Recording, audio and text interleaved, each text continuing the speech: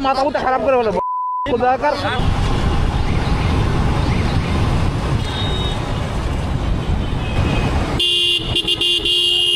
ও হো হো হো হো হো ওরে ধরে ওরে ধরে আগে তো ঠাপটা মাথা মুথা খারাপ করে বলে আমি দেখছি আমার ক্যামেরা আছে মানে এমন ভাবে সে যাচ্ছে তার কোনো খেয়ালই নাই তোর কোনো খেয়ালই নাই